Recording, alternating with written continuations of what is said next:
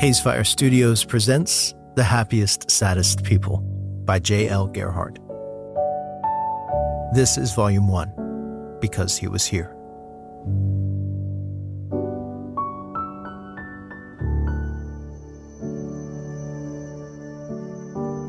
Chapter 1, Eden.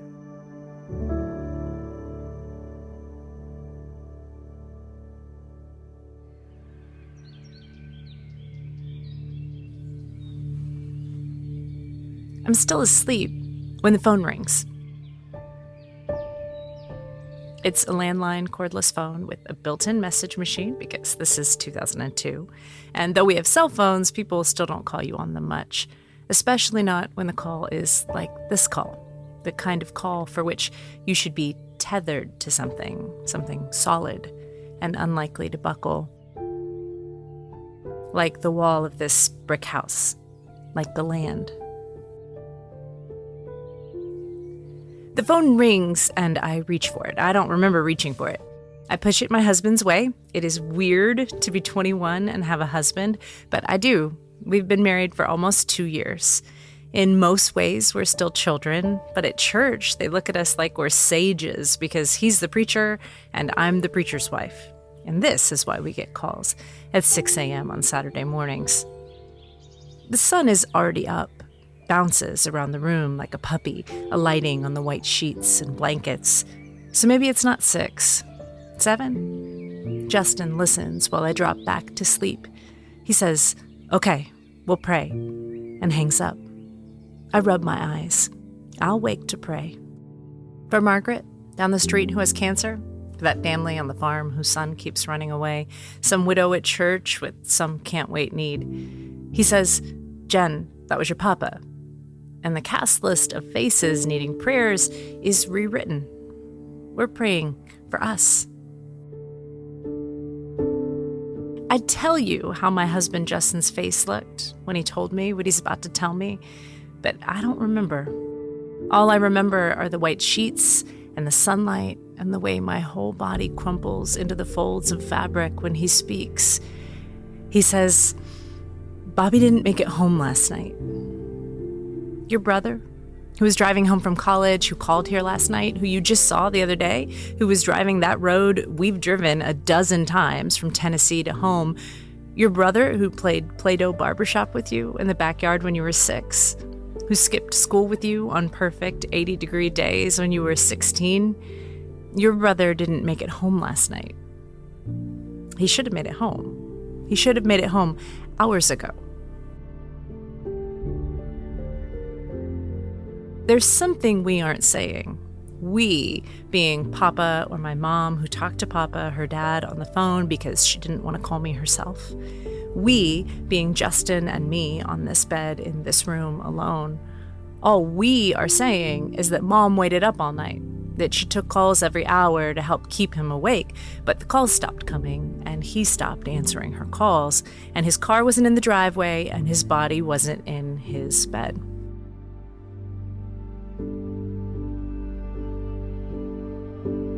Justin says we're calling the police. Maybe Bobby's in a ditch somewhere and needs help. Maybe his car broke down and his phone ran out of power.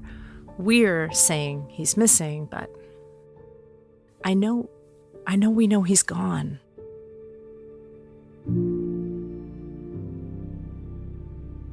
When I was little, my papa asked me to pray because we ran out of gas in the middle of a forest on vacation. We hadn't seen a car in an hour, but I prayed, and as soon as I said amen, a car pulled up with help.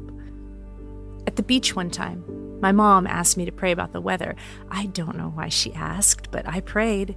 And when I did, it seemed like the skies shifted, like the clouds received orders from higher up to turn back. Mom and Papa, my dad, my uncles, Bible class teachers, all the adults in my life asked me to pray, especially when what we were asking seemed like too much. And this morning, I am being called in to throw the Hail Mary pass. I have every confidence I'm up to the task. I pray like God's favorite daughter, holding my husband's hand. God, you raised Mary and Martha's brother from the dead. You love me just as much as you loved them. raise my brother too.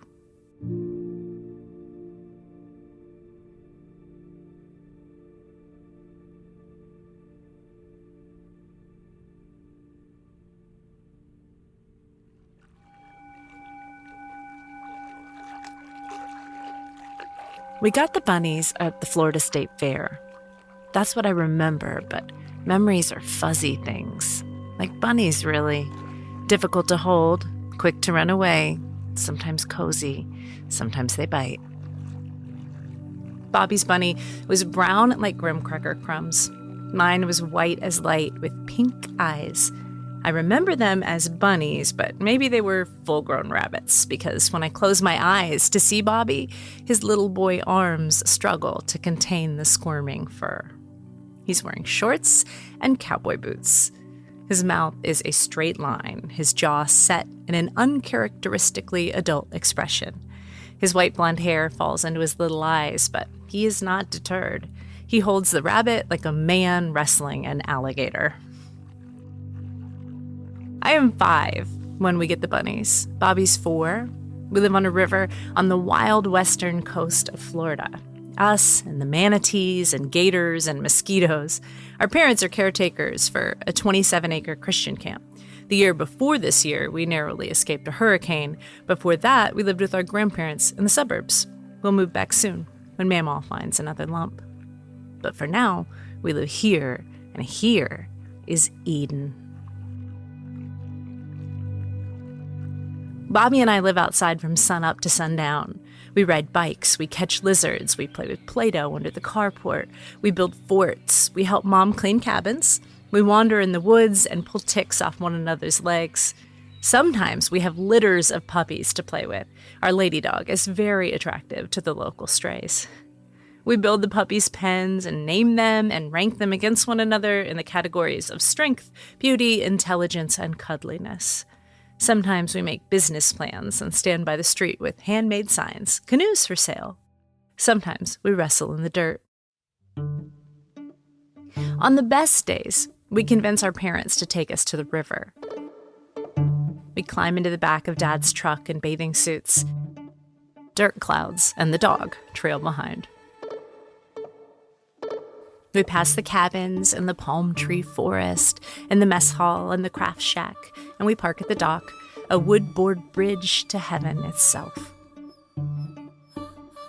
We stand with our toes hanging off and jump.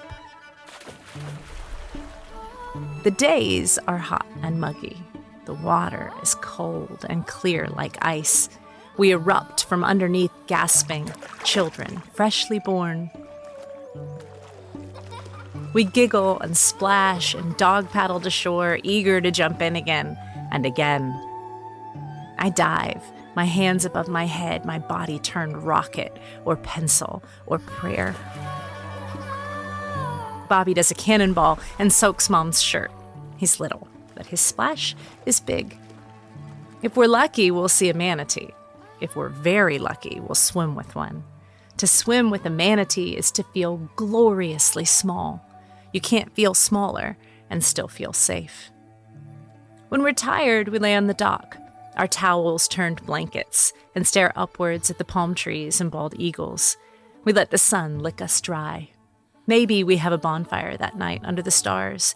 Maybe we sit on the dock in the dark listening to frogs croak and crickets sing.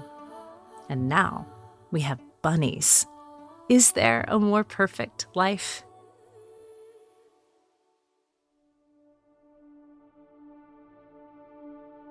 We've had the bunnies for a couple days when Sunday comes and we go to church. Hastily erected in the 70s to house a dozen small-town families, our church building is white siding with a smattering of ornamental red brick. Inside, it's remarkably narrow, hugged by 2 classrooms along the sides and a baptistry at the front. All churches of Christ feature prominent baptistries. I am only 5, but I know this is where the magic happens. First, I sit in Bible class with Bobby and learn about Adam or Abraham or Jesus. There's a felt board to illustrate the faraway, long-ago story, and a coloring sheet if we're good. I fight Bobby for the purple crayon. I love coloring robes. After Bible class, we sit through adult church. I like to sing, but I can't focus much on the sermon because I'm thinking of my bunny. Maybe you think I can't focus much because I'm 5, but I'm a precocious 5, and I usually like sermons. They seem important, and I really do like Bible stories, and sometimes sermons have stories tucked inside. Mom and Dad talk too much after church, but then we get in the truck and drive 20 minutes into the wilderness to go home. Before we even pull into the drive, before Dad gets out to unlock the gate, I am already craning my head toward the bunny cages. And that is when I see the dogs. Mom, I'm not sure what I'm seeing. What is that dog doing with my bunny? Mom's eyes get big. I look out the window at Dad, who's opened the gate and closed the gate and now sees exactly what I'm seeing. He takes off running into the house. Mom turns around to get her body in the way of my view of the bunny cages. She's unnaturally perky. "Oh, they're just playing. The dogs wanted to play with your bunny." But then Dad charges out of the house with a hunting rifle, and the dogs tear away through the field behind the house. As I watch the dogs flee, I notice a flash of white dangling from a mouth. White, stained red.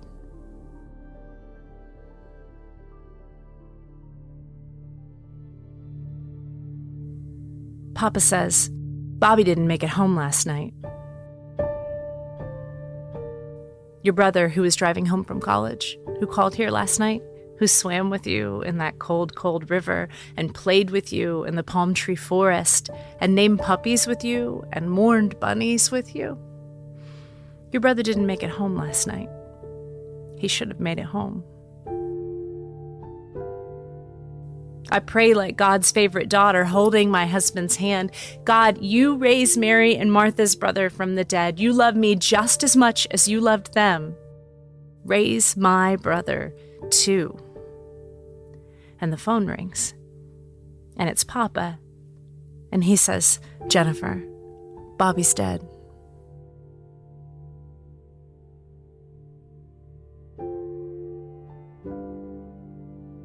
I'm sitting at the front of the church, like a sinner responding to the altar call.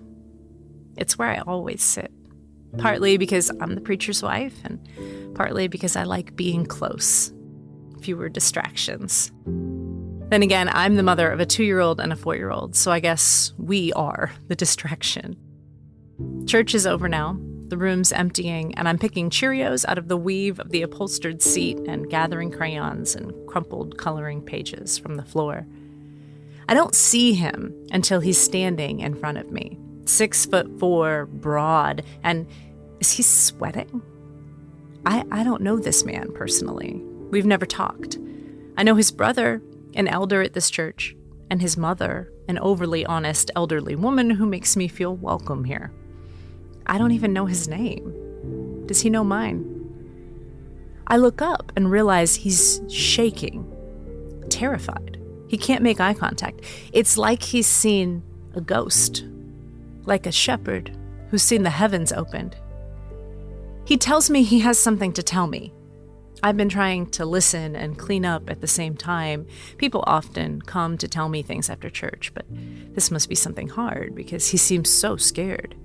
Maybe a confession, maybe he's been hurt. I put down the crayons. And then he takes a deep breath and says, God gave me a message for you, and I've been trying not to tell you for months. Wait, what? What does he mean, a message? Never in 30 years of living has anyone ever approached me with a message from God. Is he saying God spoke to him? Like in a voice? I once heard a famous person say God told her to do something. My friend said, that's dangerous, attributing your own desires to God's direction. A message? From God? This isn't supposed to happen in places like this, churches that speak where the Bible speaks and keep silent where the Bible is silent. That's our motto. How many times have I heard that line? 100? A few hundred? God gave me a message. I can't. I've heard rumors of stuff like this in those snake-handling, tongue-speaking churches, but not here. So I don't understand what he's saying, and I'm tempted to believe he's gone insane. But I can't take my eyes off this giant man who so obviously wants to be anywhere else, but has chosen instead to tell me what he's telling me. He stumbles and stutters. Last night I heard him say, "Listen to my instruction and be wise. Do not disregard it." And I finally knew I had to tell you. I take a deep breath, smile, indulge the crazy man. He asks, "Are you writing a book?" "Yes, I am. It's the first book I've ever attempted, and I haven't even told my mother about it." I nod. He asks, "Is it about your brother dying?" How did he know my brother died? Then it should be.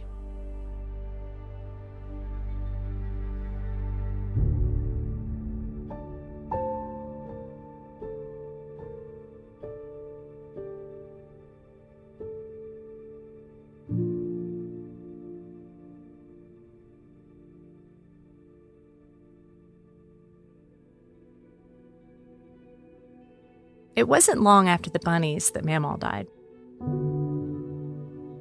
Once, while we still lived at camp, she came to visit us. It was Halloween, and Bobby and I both had chicken pox and couldn't trick or treat. So she brought candy and a dollar store costume for each of us. I was a bride with white gloves and a veil. Bobby was a badge-wearing policeman. She sat on the couch, and my mom sat in a chair, and my dad sat in the recliner, and we trick-or-treated around and around and around the living room. But then she got too sick to come, and so we moved away from the river and the forest and the manatees to be closer to our dying grandmother. My mom and I helped her pick out wigs at the wig store. I laid beside her on her hibiscus-covered couch. Bobby drew pictures we'd hang in her hospital room. And then she died. 2 days before Christmas, Bobby and I sat in the funeral home lobby, now 6 and 7, me yanking on my uncomfortable pantyhose, him weighing whether or not he wanted to see the body. That's what we called it, because that's what the adults called it, the body. The body was somehow different from our grandmother, like her but not her. She's not in there, some well-meaning adult would tell us, pointing to the casket. She's in heaven now. This was reassuring later when the men slid the coffin into the mausoleum wall. But for now, the miraculous separation of self and skin had Bobby freaked out. He squirmed every time a door opened and we saw the line of grievers waiting to look. Why did they want to see it? Why should he want to see it? Bobby's existential questions smelled to me like cowardice, or at the very least, a chance to accuse him of cowardice. So, sitting up straight, legs crossed, chin up, I declared, "I understand. You're too scared to see the body because you're still little. You stay here while I go. I'm a big kid." Calling Bobby little was a surefire way to make him do whatever I wanted him to do, in this case, accompanying me to see our first dead body, which I very much wanted to see, even though I also was terrified. Together, we went to see the body. I don't know who accompanied us. Probably my dad. My mom had official duties. It must have been nice to be him, being so tall. He could stand above the body and look down, like a parent looking at a child, like a dog looking at an ant. But Bobby and I were little. We could just barely see over the edge of the coffin, our tiny noses inches from death. To us, death seemed gigantic.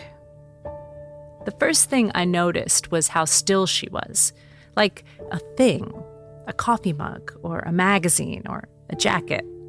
Sleeping bodies seem still, but they're not. Eyelashes flutter, muscles twitch, the chest rises and falls.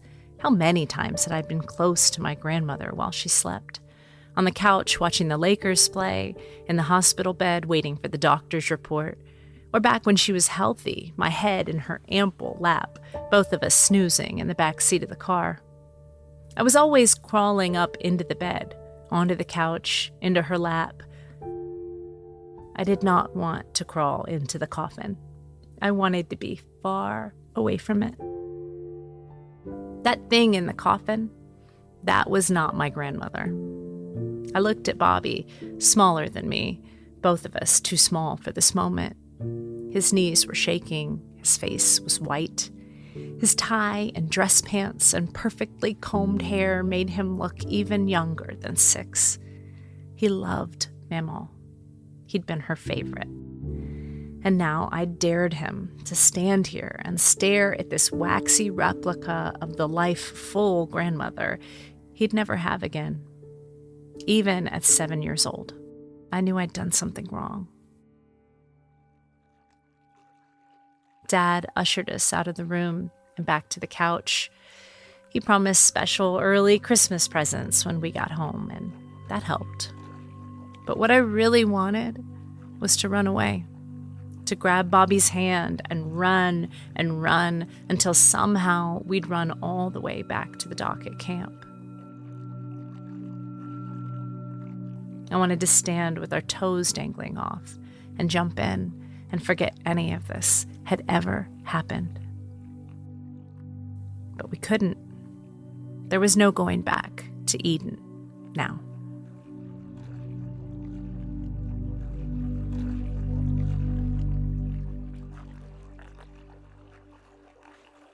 I'm standing beside the coffin at Memorial Park Funeral Home on 49th Street. Maman's coffin is, at this very moment, tucked into a mausoleum wall on the western edge of the property. It's been there for years. When Maman died, hundreds and hundreds of people came to say goodbye. She'd been a popular, award-winning teacher, a basketball coach, an elder's wife, mother of 4, grandmother to 6. Students, friends, players, co-workers, church ladies, and city officials streamed through the building because Peggy Schaefer Martin's life meant something to them. Tonight, close to 600 people will pass through this room to remember and honor and grieve her grandson, Bobby Mays. Bobby was 20 when he died. I was 21. He fell asleep on a long solo road trip, drifted off the highway in the rain, and hit a tree. Other drivers saw it happen. They said he never hit his brakes. Cruise control. The coroner said he didn't think Bobby ever woke up, that he hit the tree in his sleep and died instantly. Maybe he told us that because the scene was so gruesome, because the car was crumpled like paper, because his body... His wreck happened an hour or so away from our family home in Florida. He'd almost made it, a 16-hour trip from Nashville to Clearwater. My dad drove to collect his stuff. So much stuff. Every single thing he owned packed into the back of his SUV. He was coming home from college for good to live at home and finish up locally, cheaper, more practical. While Dad did the quiet, painful work of bringing Bobby home, the parts of him he could gather into trash bags and cram in the back of his car, Mom stayed still and welcomed the gathering mourners, bringing food and hugs, awkward words and paper plates, so we didn't have to do dishes. She took phone calls, so many phone calls, and figured out where everyone would stay. She also called me roughly twice an hour to make sure I was still alive. I was. Was I? In the first several hours, something like autopilot kicked in. I called Bobby's friend to tell him the news. I have no idea what I said, but I remember his sobs. I booked a flight to Florida. I sat at the dining room table, staring like a robot, charging in between bouts of violent weeping. And then a knock at the door. Friends. They'd been over the night before for dinner, seen that the house next door was for sale, and now they were standing at our door, knocking, excited to tell us they'd decided to buy it and that we were going to be neighbors.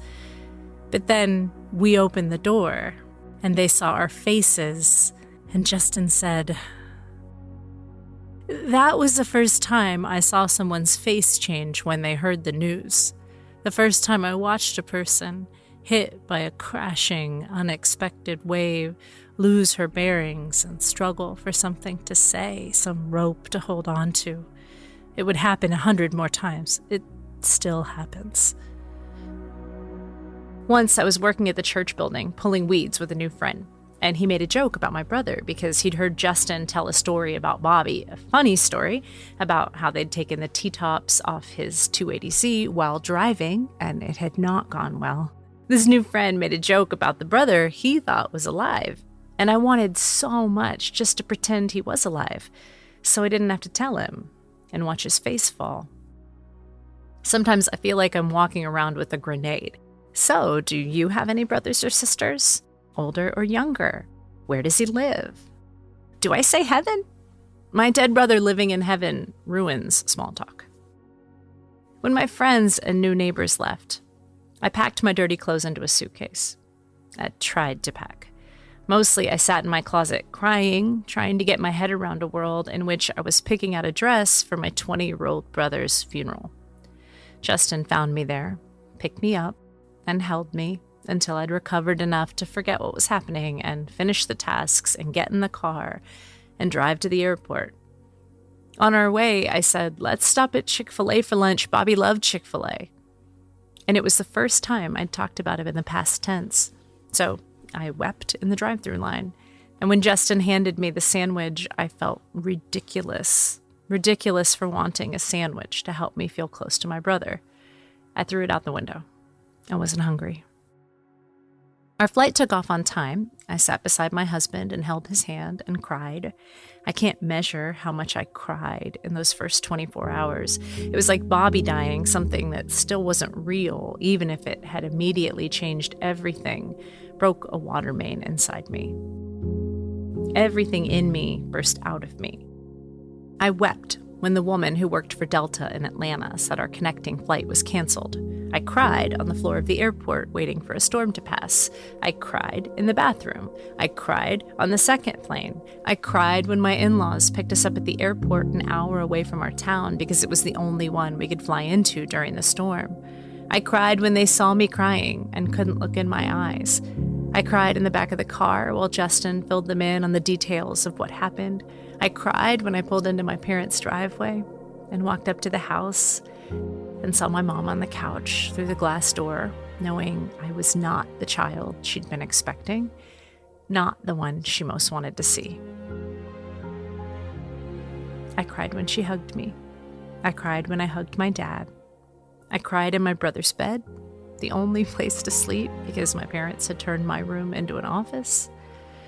I cried until I ran out of me to leak. And now I'm here, at the visitation, with official duties. This visitation is nothing like Mammals. This death is nothing like Mammals. She did die young, 54. Her grandkids were still little. She'd have another 3 grandkids after she died. She wasn't ready to retire from work. But 54 seems ancient beside a dead college junior, unmarried, no kids. When Mammal died, she'd been sick for years. We'd watched her die like a slowly deflating Mylar balloon. But with Bobby, 3 days ago, he was perfect. The picture on the visitation program is of him with a surfboard with his shirt off. Mom picked it. For the last few months, Bobby had been working on his calf muscles, refining his dunk. When he died, he was an organ donor, and they took his calves.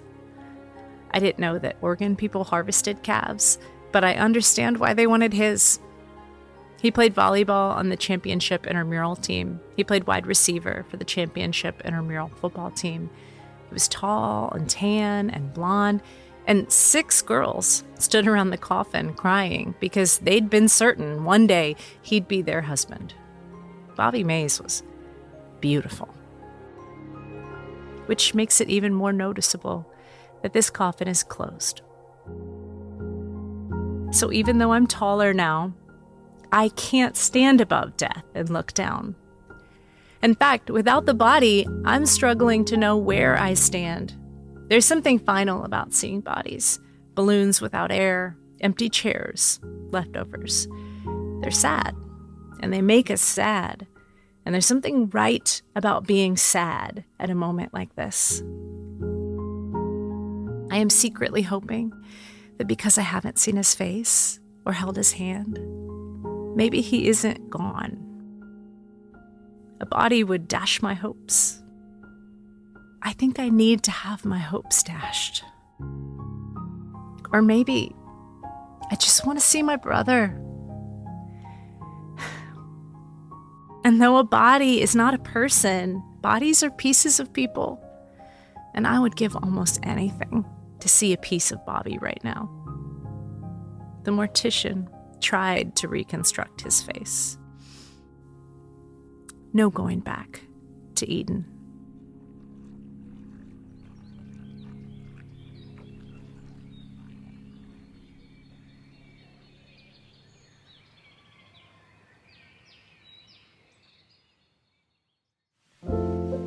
Thank you so much for listening to this chapter of The Happiest, Saddest People. New chapters release every Tuesday. If you're enjoying the story, would you please leave a review? It'll help people find the podcast, and it'll be a gift to me to know God's blessing you. If you're interested in behind-the-scenes info about The Happiest, Saddest People, family pictures, commentary from my kids, book recommendations, playlists, prayers, and a community of people who are all trying to understand the story God's writing in their lives, follow along at happiestsaddest.substack.com. The Happiest, Saddest People is a production of Hazefire Studios. Sound design by John Rhodes and Justin Gerhardt. Manuscript editing by Justin Gerhardt and Allison Justice. Writing and narration by me, J.L. Gerhardt. To be continued.